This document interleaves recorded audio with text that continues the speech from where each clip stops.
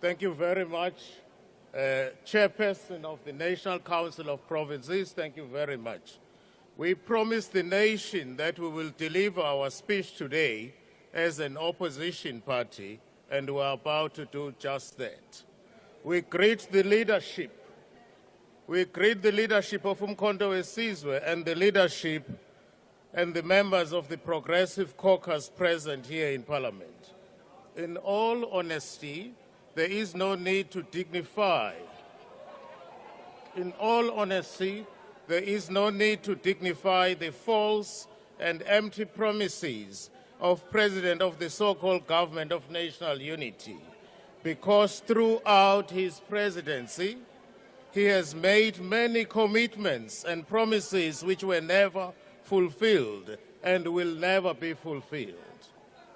Allow us to greet and pay homage to the President of Umkhonto weSizwe, our Commander General, President Jacob Zuma. During his tenure as President, Honorable Sope, can you please take your seat? Honorable Member. Honorable Chair, can you please take in charge of the House? Can you be on your feet? The Speaker is been drowning here. Honorable Member, can you be on your feet? And on what point of order are you raising on? On what rule are you raising on? Chair, the Speaker has been drowned, please. Please take your seat, Honorable Member. Your order is not sustained. However, Honorable Member, I understand that there is echo in this House. Please, if we could try our level best to remain silent and allow the speakers to deliver their messages. Thank you very much. Over to you, Honorable Shop. Thank you very much. During his tenure as President and Head of State, President Zuma never told lies.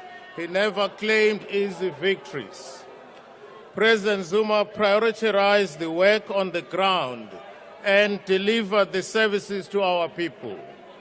We take this opportunity as Umkhonto weSizwe. Honorable Shope, can you please take your seat? Honorable members, can we please allow the Speaker on the podium to debate?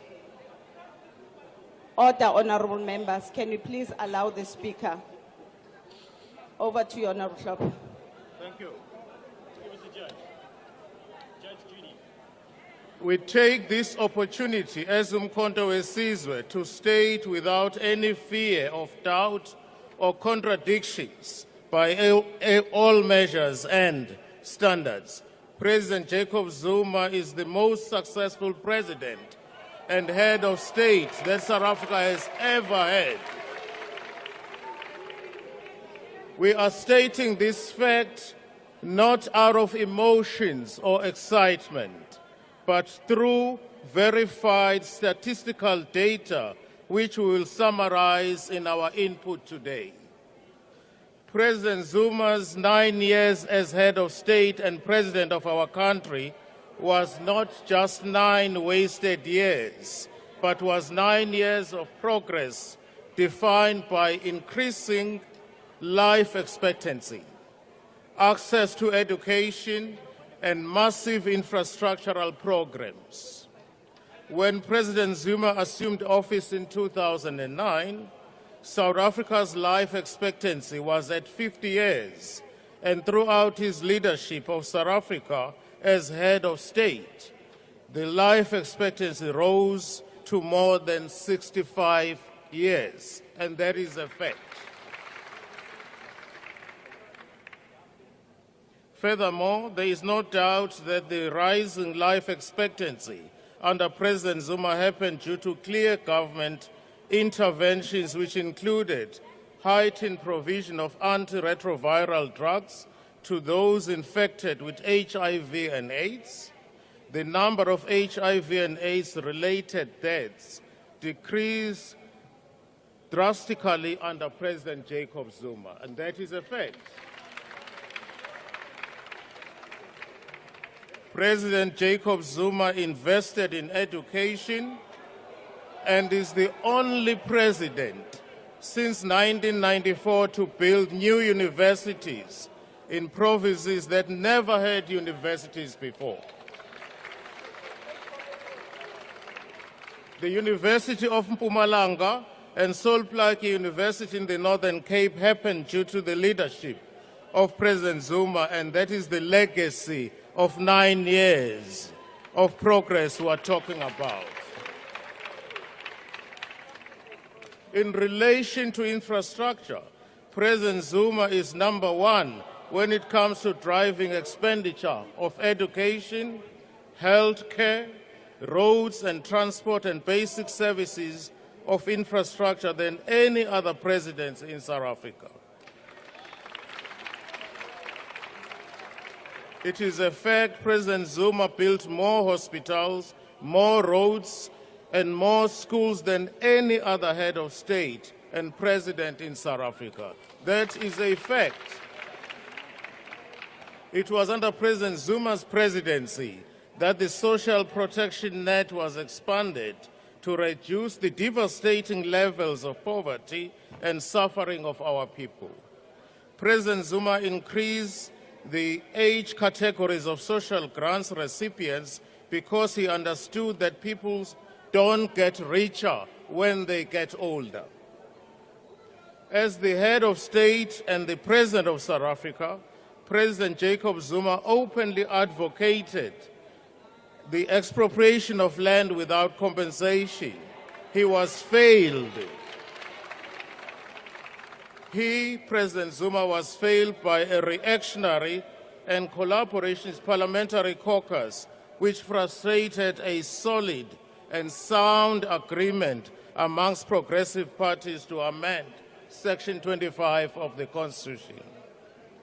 In response to Fees Must Fall movement, President Jacob Zuma introduced fee-free education at higher education level.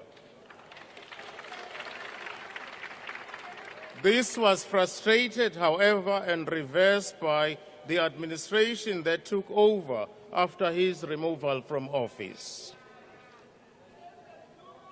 We can throw statistical data on all areas of human development and progress, and we will all come to the same conclusion that the vision held by President Zuma far exceeded the narrow political obsession and persecution which the establishment subjected him to. Because he foresaw and politically knew and understood that South Africa's development and growth path cannot and should not depend on the imperialist and neo-colonial West, President Zuma built far-reaching and sustainable partnerships with countries that have no colonial and neo-colonial aspirations over South Africa and the African continent. It was President Zuma who got South Africa admitted. Yes, it was President Zuma who got South Africa admitted into BRICS. That is Brazil, Russia, China, and South Africa in 2010. And many other countries have since then applied for membership of BRICS. Madam Chair, BRICS amounts to 31% of the global gross domestic product, 41% of the global population, and a significant voice in regional and global political economic affairs. The recent bullying tactics of the United States of America are a clarion call that South Africa should deepen the economic relationships with BRICS plus countries started by President Zuma. We now have in progress BRICS family. We have now, under the BRICS family, we have the Federal Republic of Ethiopia, the United UAE, Islamic Republic of Iran, we have Argentina, we have Egypt, and the Kingdom of Saudi Arabia, who can be sustainable and dependable trading partners and not bullying off tankers of goods and services produced and made in South Africa. Those are dependable partners. While we expect President Desmond Trump, while we expect President Donald Trump to end the imperialist war of NATO in Russia and to dissociate from the neo-colonial and dishonest so-called green energy, from the so-called green energy transactions imposed on the developing world, we do not agree with him and his promotion of white supremacists who claim they are facing genocide in South Africa. While there is no genocide and there is no threat of genocide in South Africa, let's make that clear. There are, however, legitimate cries of historically and presently oppressed and excluded black majority who demand the return of the land and the wealth to the ownership and control of the people as a whole, and not the privileged few beneficiaries of apartheid and colonialism. That is our demand. Under the leadership of President Zuma, South Africa has since made significant strides in engaging with BRICS partners in an effort to challenge the dominance of the Western countries. Notably, the BRICS bloc has shown interest in creating alternative financial mechanisms, including a potential BRICS currency and multilateral payment systems. Honorable Chairperson of the National Council of Provinces, we have an obligation as South Africa to defend our sovereignty and territorial integrity, and in doing so, we should appreciate that our sovereignty as a nation should necessarily include the protection and sovereignty and the territorial integrity of all African countries. As we stated in the matter of urgent debate yesterday, South Africa should never surrender the Democratic Republic of Congo to the rebels, because these rebels are funded by foreign role players, including the foreign governments and businesses which use rebels as conduits and militia to loot our natural endowments and wealth. If we run away and surrender DRC to the rebels, they will gain confidence and cause destabilization in the whole of East Africa, and then proceed to Southern Africa like they have already started in Mozambique. We cannot and should never surrender the Democratic Republic of Congo to these dogs. We cannot and should never surrender even 1 inch of Africa's land and wealth to these dogs. We have an elected government in the DRC, and those who seek political power should gain it through democratic means and with the support of the people, and not through the barrel of the gun. Honorable Chairperson, the year 2030 is 5 years from now. 5 years from now, and according to the National Development Plan, which claim is the GNU strategic objective, by the year 2030, you should have achieved the following. 1, NDP Vision 2030 of the so-called GNU says that by year 2030, South Africa should have 6% unemployment rate. And currently unemployment rate at an expanded definition to include discouraged work seekers. It is sitting at the moment at 40% of the population. These are people who have the ability to work but cannot find the jobs. 2, The National Democratic Vision of 2030 of the so-called GNU says that by year 2030, South Africa should have no one living under the poverty line.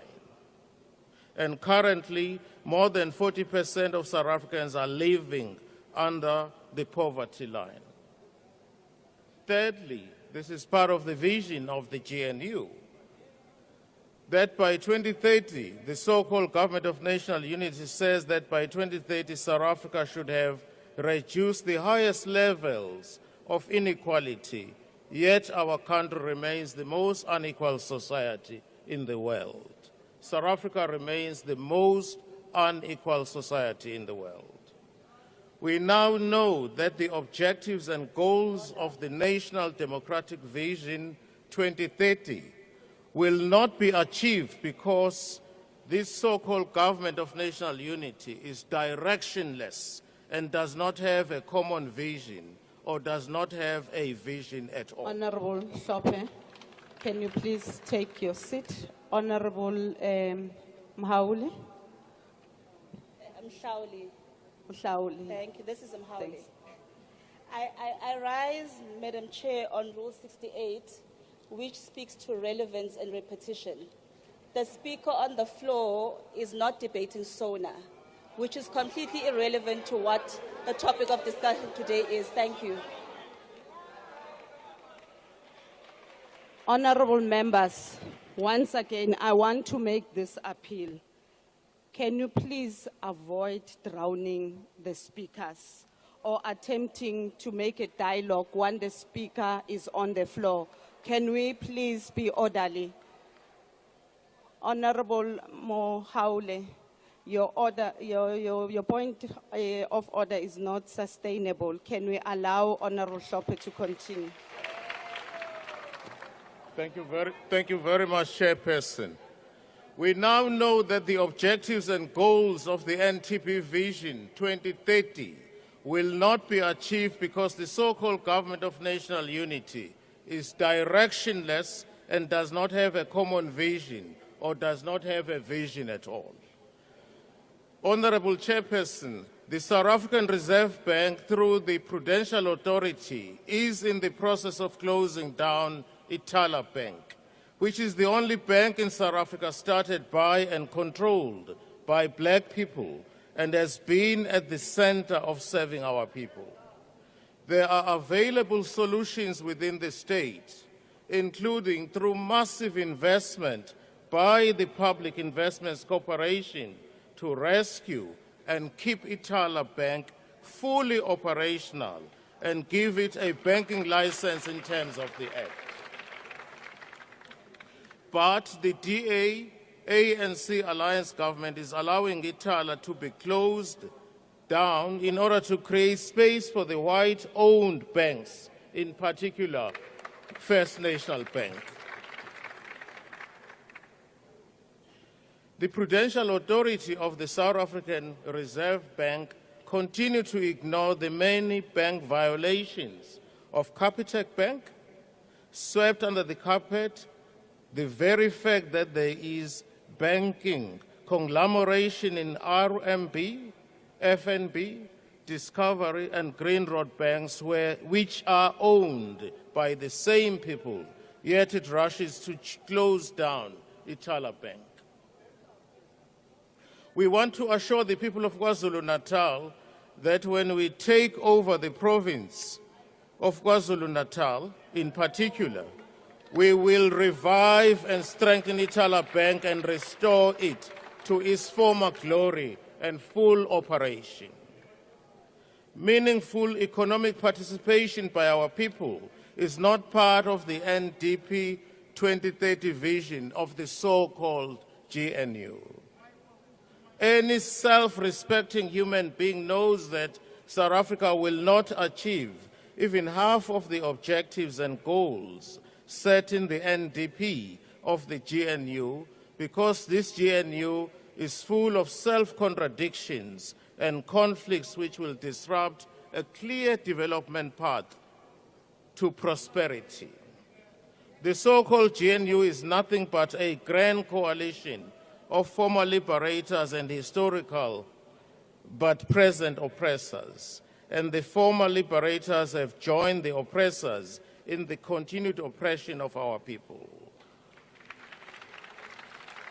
While they travel in luxurious cars, the majority of the population's reality is one of catastrophic public transport that is akin to walking barefooted. This contradiction is starker in the light of the following. There is a widening fiscal gap in this country between the rich and the poor. It is now projected to exceed 5% of the GDP. B, there is a growing national debt expected to surpass 80% of the GDP by year 2026, a cause for concern. There is rising inflation and increased cost of living, forcing millions into deeper poverty as poor households are faced with disproportionate 11.3% increase in their food basket, pushing them deeper into poverty.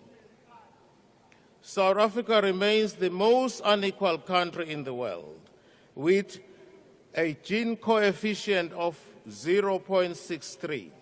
The inequality gap between the rich and the poor is growing wider every day. In 2024 alone, over 139,000 more people fell into the extreme poverty. Yet, despite previous commitments, the government has failed to introduce a basic income grant. The Social Relief of Distress, SRD grant, which provides critical relief to 8 million South Africans, remains uncertain and is likely to be ended in March this year. Informal settlements continue to grow, while state-funded housing projects still due to budget constraints that exist only on paper. Meanwhile, the rail system, a potential lifeline for working-class South Africans, remains broken, forcing reliance on expensive and unsafe alternatives. Government's failure to spend allocated funds is not just mismanagement. It is an active betrayal of our people. Over 90% of the municipalities are financially unsustainable and unable to meet their service delivery obligations. Water shortages and sewer spills have become a daily reality in many, many communities. Load shedding, now called load reduction, continues to cripple small businesses and the households of the poor, making economic recovery impossible. We as Umkhonto weSizwe are fully aware that instead of giving land to our people, the current government is cooperating with the white capitalist establishment to take away the land and natural resources of our people. Our Commander General, President Zuma, has had several engagements with Amakhosi from Richards Bay areas in Umhlathuze municipality in King Cetshwayo district of the KZN province. We are fully aware that the authorities, including the highest office in South Africa and the highest office in South African Police Service, have been threatening and intimidating Amakhosi from the area, intimidating them to accept a deal which will pillage and loot the natural resources and endowments of our people in the area. We take this opportunity to send a strong warning to the Richards Bay minerals owned by BHP Billiton and Rio Tinto that we as Umkhonto weSizwe, representing the majority of the people in Umhlathuze municipality, majority in King Cetshwayo district, and certainly a decisive majority of the people of KwaZulu-Natal province, we will not allow Rio Tinto and BHP Billiton to pilot and loot our natural resources. We will not allow that. In the next few weeks, we as members of Umkhonto weSizwe and the KZN members of the provincial legislature will be visiting Umhlathuze municipality in King Cetshwayo district of KwaZulu-Natal province to solidify our program and campaign against Rio Tinto and BHP Billiton. We will do that. We as Umkhonto weSizwe, we stand here on behalf of the people of South Africa, traditional and religious leaders, the unemployed millions of our people, the underpaid and exploited workers, the black professionals who suffer racist treatment in the workplace, the farm workers, and all the people who need a better future for our country, and state that Umkhonto weSizwe is the real alternative to current so-called government of national unity, which is nothing but an alliance between the DA and the African National Congress. The so-called government of national unity has exposed... Honourable member, your time is up. Please take your seat. No, how was... Okay. Honourable